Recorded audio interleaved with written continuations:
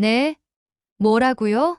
경찰서라고요? 오늘의 주인공이 당황한 듯 떨리는 목소리로 통화를 하고 있습니다. 자신의 절친한 친구가 경찰서에 있다는 얘기를 듣고 얼굴이 하얗게 질리기 시작하는데요. 전화를 끊고 다급한 숨소리를 내며 경찰서로 달려가는 주인공. 도대체 무슨 일이 일어난 것일까요? 오늘은 한국에서 지내고 있는 태국 여성에게서 날아온 진지한 사연을 여러분께 들려드리고자 합니다. 오늘의 이야기 시작합니다. 아, 참. 여러분의 구독과 좋아요는 가을을 빨리 오게 만듭니다. 놀러가기 좋은 날씨가 빨리 다가올 수 있도록 시원하게 한번 쏴주세요. 안녕하세요. 저는 수린이라고 해요. 태국에서 태어나고 자랐지만 지금은 한국에서 유튜브 크리에이터로 활동하고 있어요. 어릴 적부터 K-팝에 푹 빠져서 K-팝 댄스 동아리도 활동할 정도로 한국의 음악을 사랑했어요. 그리고 제가 한국에 오게 된 것도 제 인생에서 가장 큰 도전을 해보고 싶어서 한국에 왔어요. 저는 어릴 적 EPM의 니쿤이 태국 왕자로 불리며 한국에서 활약하는 모습을 보며 자랐고, 현재 블랙핑크의 리사가 태국에서 큰 자랑거리로 인식이 될 만큼 태국과 한국을 잇는 문화 외교관으로 활동하는 모습에 저도 언젠가 한국에서 의미 있는 일을 하고 싶다는 꿈을 키워왔었죠. 저에게 그만큼 한국이라는 곳은 제 학창 시절의 문화를 모두 담고 있는 곳이었기에 한국어와 한국 문화를 조금 더 깊이 배워보기 위해 한국으로 유학까지 결심하게 된 거예요. 한국에 유학을 와서 한국어학과에 다녔어요. 한국어를 제대로 알아야 제가 배우고 싶은 한국 문화를 심도 깊게 배울 것 같았거든요. 저는 대학교에서 한국어를 체계적으로 배우면서 동시에 한국 사회와 문화에 대해 깊이 이해하고 싶었어요. 제가 자리 잡을 땅이라는 생각으로 열심히 공부하며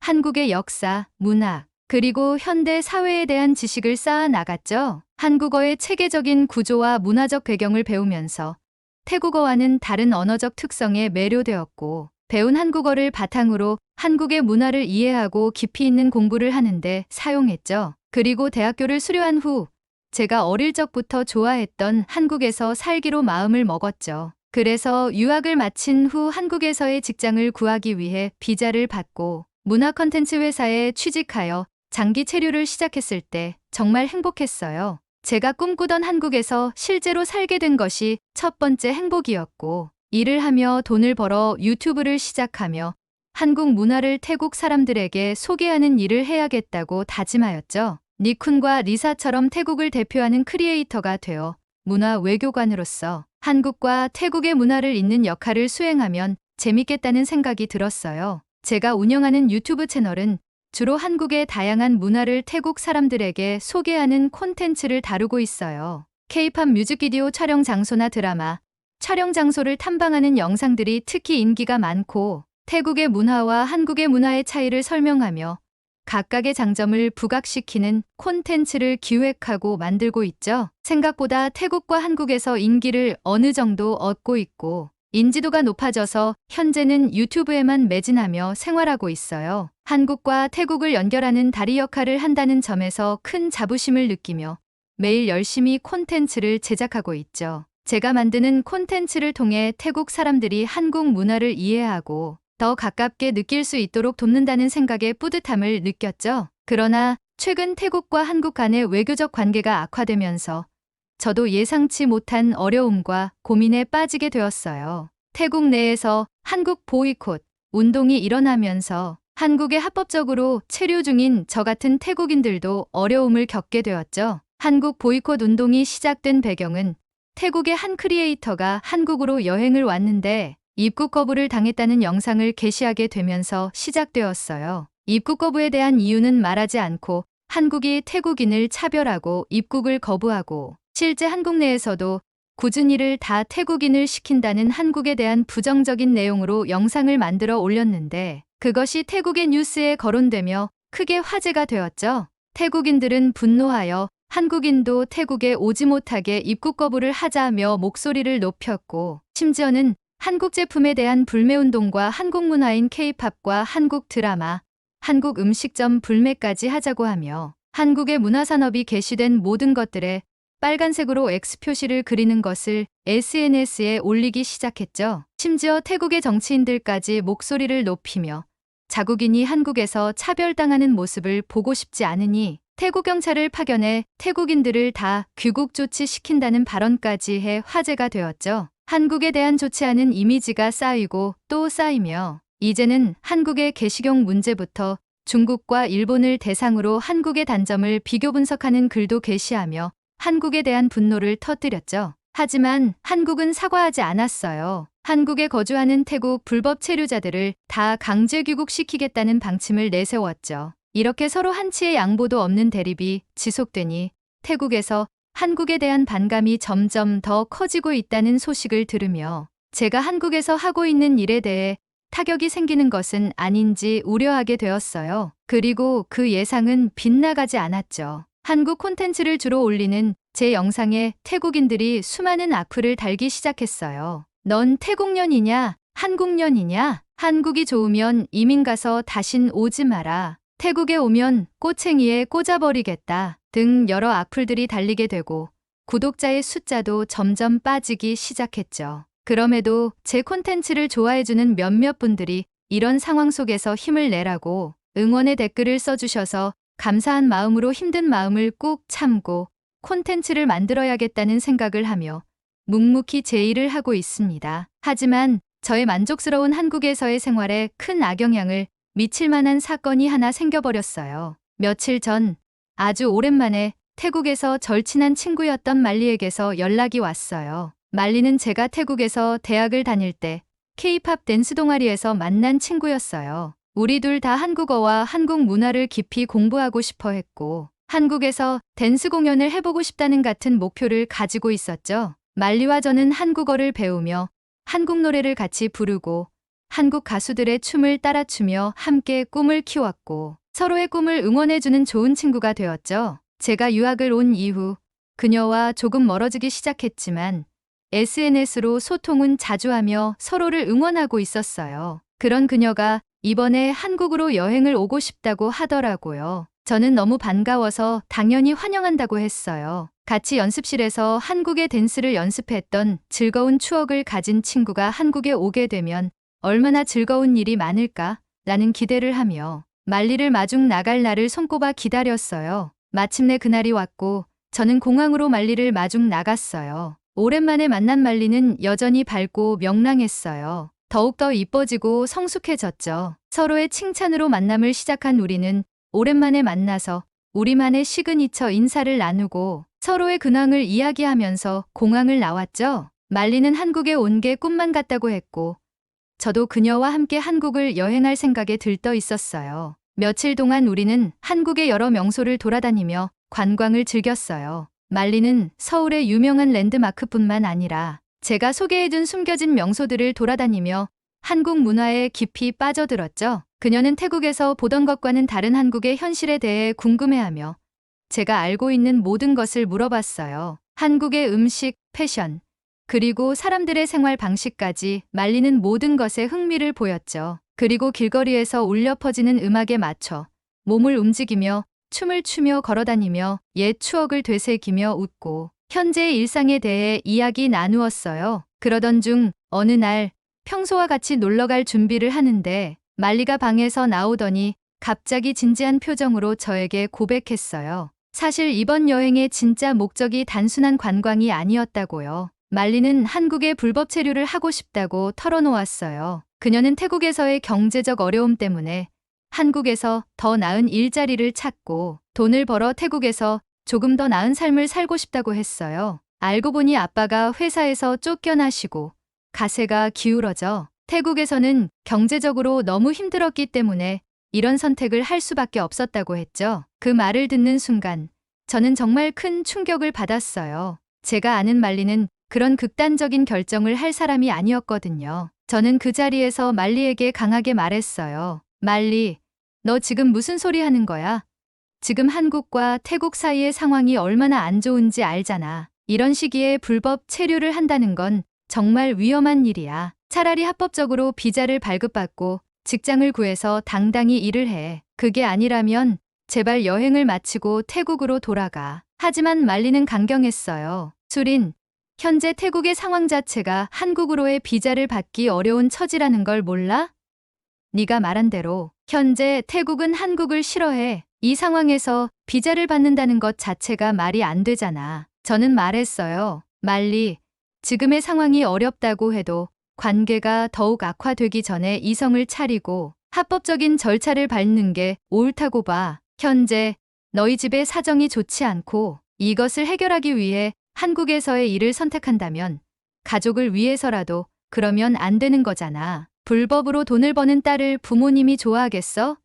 다시 생각해봐. 진심이야, 말리. 말리는 제 말을 듣고 나서야 자신의 계획이 얼마나 위험한지 깨달았는지 미안하다고 말했어요. 결국 말리는 여행을 마치고 태국으로 돌아가기로 했죠. 말리를 보낸 후 며칠이 지나고 저는 평소처럼 집에서 영상을 편집하고 있었어요. 그런데 제게 모르는 번호로 전화 한 통이 걸려왔어요. 통화 버튼을 누르고 통화를 하는데 저는 깜짝 놀라고 말았어요. 전화 온 곳이 경찰서라는 거예요. 당황한 저는 무슨 일인지 물어봤어요. 그런데 내용이 더 충격이었죠. 말리가 불법 체류를 시도하려고 한국으로 들어와 불법 체류를 돕는 브로커와 작당 모의를 하다가 적발되어 경찰에게 체포되어 경찰서로 들어갔다는 소식을 들었어요. 저는 그 말을 듣고 가슴이 철렁 내려앉았어요. 그녀가 태국으로 돌아간다고 했던 그 약속이 거짓말이었다는 사실을 알게 되자 믿기 힘들었죠. 말리가 정말로 불법 체류를 시도했다니. 그 순간 머릿속이 하얘지면서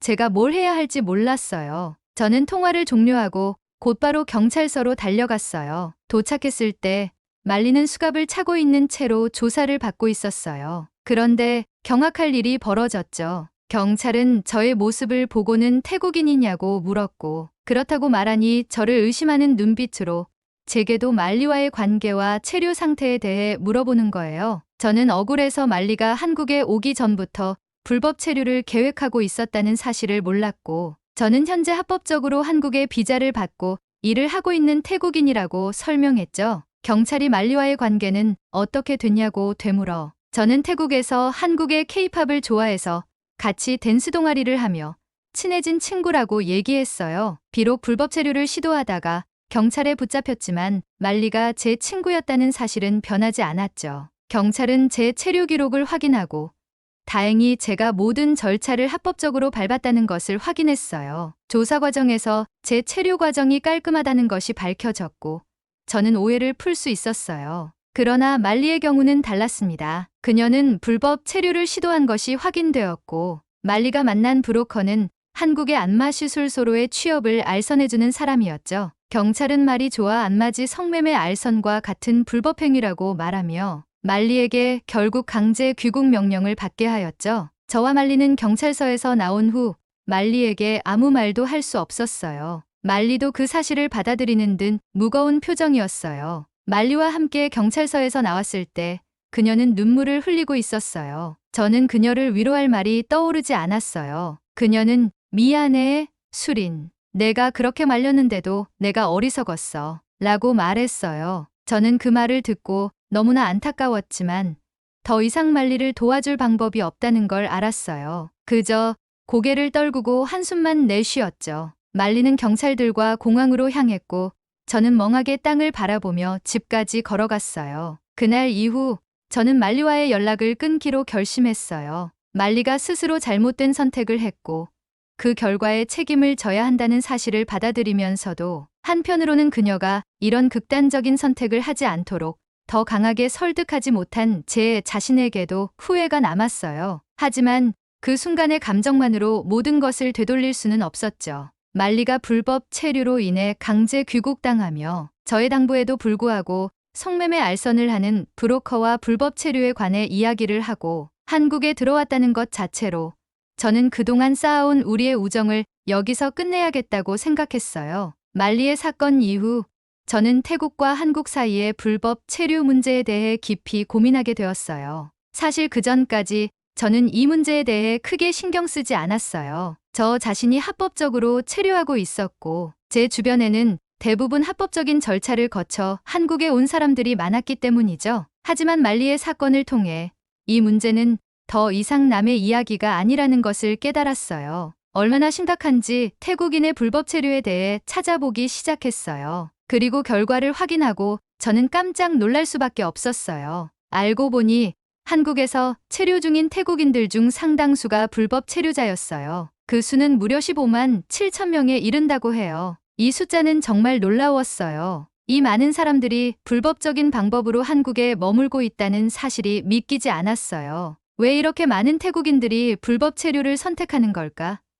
그 이유를 이해하고 싶었어요. 불법 체류자들의 대부분은 경제적 어려움 때문에 한국으로 오게 된다고 해요. 태국에서의 생활이 너무 힘들기 때문에 조금이라도 더 나은 삶을 꿈꾸며 한국에 오는 거죠. 한국에서 일하면 태국에서보다 훨씬 높은 임금을 받을 수 있으니 위험을 무릅쓰고라도 이곳에 오려는 사람들이 많은 거예요. 하지만 이들은 주로 불법적인 방법으로 일자리를 구하고 위험한 환경에서 일하다가 적발되거나 심지어는 범죄에 연루되기도 했죠. 또한 최근에는 태국인들 사이에서 마약 밀반입 사건이 늘어나면서 불법 체류 문제는 단순한 경제적 문제를 넘어 사회적 문제로 확산되고 있었어요. 부산에서 태국인들이 필로폰을 밀반입하다가 적발된 사건, 전남에서 야바라는 합성 마약을 유통한 태국인들이 체포된 사건 등을 읽어보면서 생각이 들었어요. 한국 내에서 태국인에 대한 부정적인 인식이 이런 부분에서 더욱 커졌겠구나 하는 생각이요. 이런 사건들이 반복되면서 한국 정부는 태국인들의 입국 심사를 더욱 강화할 수밖에 없었어요. 합법적인 절차를 밟은 사람들조차도 까다로운 심사를 받게 되었고, 그로 인해 정당하게 한국에 온 태국인들까지도 차별적인 대우를 받게 되었죠. 말리의 경우도 그런 문제에 휘말린 하나의 사례였어요. 하지만 한국의 태국인 불법 체류자들의 삶은 정말 어려웠어요. 그들은 합법적으로 일할 수 없기 때문에 주로 건설 현장이나 공장, 식당 등에서 저임금 노동을 하더라고요. 법적으로 보호받지 못하기 때문에 노동 환경도 열악하고 언제 적발될지 모르는 불안 속에서 살아가는 거죠. 그렇다고 한국에서 안정적인 생활을 기대할 수도 없는 게 불법 체류자라는 것을 악용하는 한국의 사장들이 많아서 태국인들은 사장들에게 잘 보이기 위해, 악용당하지 않기 위해, 살아남기 위해서 일하게 되는 거죠. 만약 적발되면 강제 추방될 뿐만 아니라 한국에 다시는 돌아올 수 없게 돼요. 더욱 심각한 문제는 일부 태국인들이 불법 성매매와 같은 범죄에 연루되는 경우예요. 이들은 경제적 어려움을 벗어나기 위해 안마 시술소나 성매매업소에 취직하는 위험한 선택을 하게 되고, 그 결과로 자신뿐만 아니라 한국 내 태국인 전체의 이미지를 손상시키게 돼요. 이런 사건들이 계속 발생하면서 한국 사회에서 태국인에 대한 불신과 편견이 생겨나고 있었어요. 저는 이 문제에 대해 깊이 고민하게 되었어요. 태국인으로서, 그리고 한국에서 생활하는 사람으로서 이 문제를 어떻게 바라봐야 할지 혼란스러웠어요. 한편으로는 경제적 어려움 때문에 불법 체류를 선택할 수밖에 없는 사람들을 이해하면서도 그들이 사회적으로 어떤 문제를 일으키고 있는지에 대해서도 생각하지 않을 수 없었어요. 이 문제는 단순한 개인의 선택이 아니라 사회 전체에 영향을 미치는 중요한 문제였어요. 이 문제를 접하면서 저는 제 자신에게 질문을 던지기 시작했어요. 내가 이 문제에 대해 무엇을 할 수 있을까? 불법 체류자들의 삶을 개선할 방법이 있을까? 이들은 왜 이렇게 위험한 선택을 할 수밖에 없을까? 그리고 이런 문제들이 한국과 태국의 관계에 어떤 영향을 미치는지 고민하게 되었죠. 그렇다고 해서 제가 모든 것을 해결할 수 있는 건 아니었어요. 하지만 저는 제가 할 수 있는 작은 일부터 시작해 보기로 했어요. 먼저 제 유튜브 채널을 통해 이 문제에 대해 이야기하기로 결심했어요. 한국에서 태국인들이 겪는 어려움, 불법 체류의 위험성, 그리고 두 나라 사이의 노인 오해와 갈등에 대해 솔직하게 이야기하기로 했죠. 그리고 한국과 태국의 관계가 다시 예전처럼 회복될 수 있도록 서로를 이해하고 존중하는 문화를 만들어 나가야 한다고 강조했어요. 이 문제를 단순히 개인의 잘못으로만 보지 말고 두 나라가 함께 해결해야 할 과제로 봐야 한다고 생각했어요. 불법 체류 문제는 그저 법적인 문제로만 해결할 수 없고